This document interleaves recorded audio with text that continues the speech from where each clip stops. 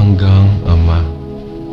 Nilikha mo kami sa iyong sariling imahe at pagkakahawig.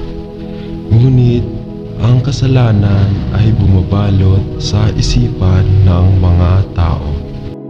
At sa buong mundo ay maraming kawalang katarungan at labis na kawalang ingat sa mga karapatan ng ibang tao at personal na responsibilidad.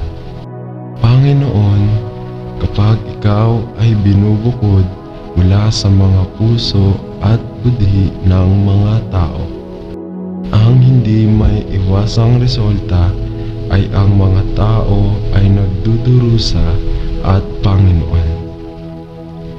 Maraming kawalan, katarungan at katiwalian ang nagaganap sa ating mundo ngayon.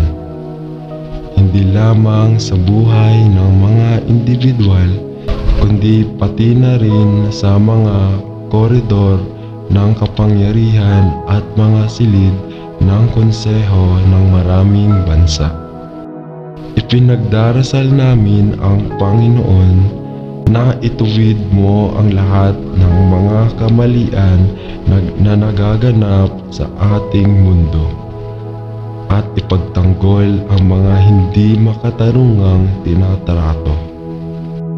Panatilihin mo kaming Ama mula sa pagsisikap na kunin ang mga bagay na aming sariling mga kamay para sa paghihiganti at Ikaw ay gaganti. Ngunit Panginoon, sa iyong biyaya at awa, ipinagdarasal namin na bigyan mo ng katarungan at kapayapaan ang lahat ng malupit at hindi patas na tinatrato ng kanilang kapwa. At naway ang kawalang katarungan at kawalang ingat ng kailangan nilang tiisin ay maging paraan upang maakit sila sa iyong nagliligtas na mga bisig ng biyaya.